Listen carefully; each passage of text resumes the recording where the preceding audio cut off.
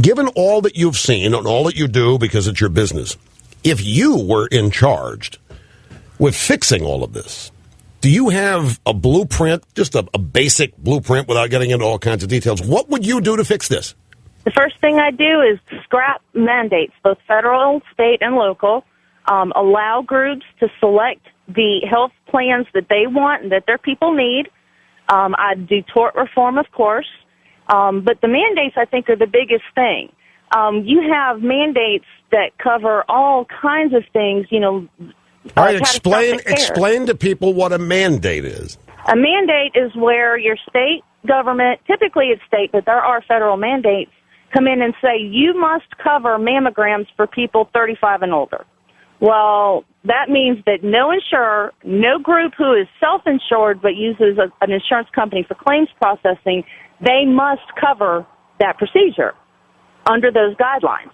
So everybody has to pay for it. You could be a construction company with hiring 100 guys, not one of them needs a mammogram, but you still have to pay for that coverage. You have states, I know there's one. That's almost enough for a construction guy to go get an addictomy operation.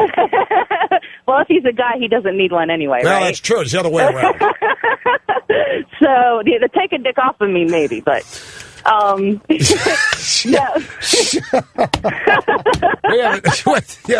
we have a different name for it, but yours works.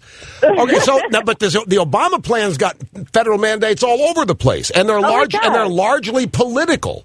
Oh, absolutely. I guarantee you will see sexual orientation, drug therapy, and surgical procedures covered. I was shocked. I read House Bill 676 before I finally just decided to either blow my brains out or go back to work.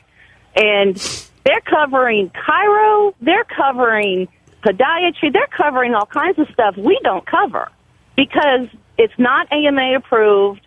I mean, all these things, and you're looking at it going, how in the world are they going to cover all of this? All of this is about getting... This is ball game. Once they get this, they are going to be able to regulate every aspect of everybody's life. Oh, and this nonsense he talks about, your insurance company is getting between you and your doctor, bullcrap. Because I tell you now, if your insurance company says you don't need an MRI for that sprained ankle, wait a month. If it's still bad, we'll talk. You can still make your own appointment, go down there and pay for it yourself. When Obama stuff comes through, you won't have that option. You won't have the option to say, well, I think I need it anyway, so I'm going to pay it. Furthermore, insurance companies, the last thing we want to do is touch our claim. We want it to pass through our system without a human being ever looking at it and pay as it should. That's what we want. Don't be offended here, Stacy, but this is something you just said just rolled right off of your lips. But, man, a red flag went up, and I think it's one of the big problems that we have. If I need an MRI or think I do, I want the doctor to tell me I don't, not an insurance company. But since most people can't pay for one of those themselves, they are prisoners to a system that is dysfunctional.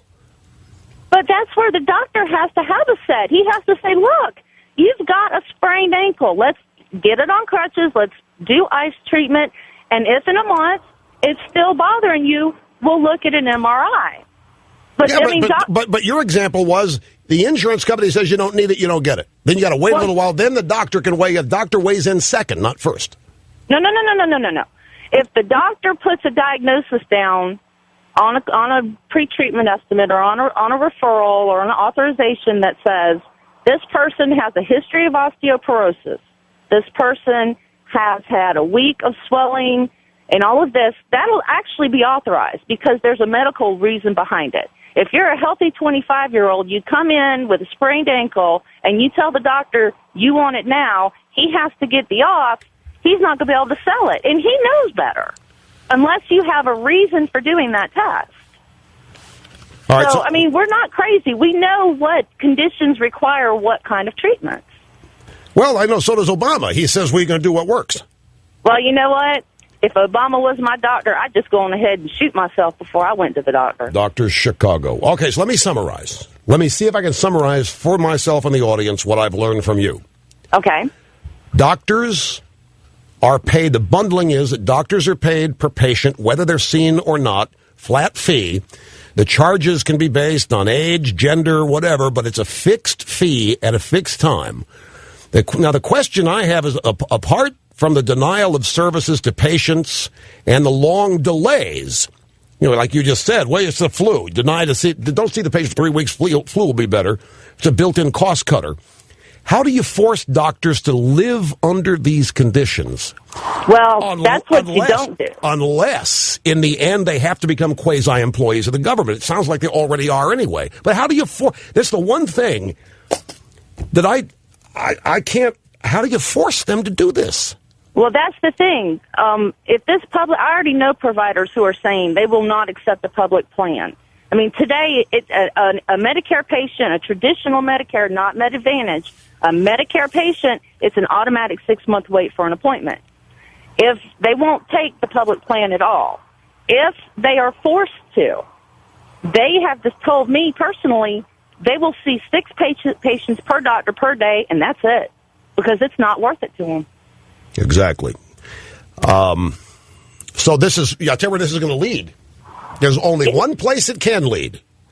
Single-payer government control of both patients and providers. That's exactly right. That's the only place this can end up. And the doctors will have no choice. They will then have no choice. The only choice they'll have is to not become doctors. Exactly right. And we'll be doing what England's doing now and bringing doctors in from China and India and foreign countries that we hope they have a good medical education. Don't shoot yourself, Stacey. You're too valuable. Well, thank you. All right. I'm Thanks go much. Get yelled at. Bye. I have to run. You can now come out of hiding. Okay. Bye-bye. Thanks very much. That's incredible. It's amazing. I'm sure a lot of you already knew that because you have to go through this garbage to access the healthcare system. But that's Stacey from somewhere unknown, parts unknown in Georgia. We'll be back. Stay with us.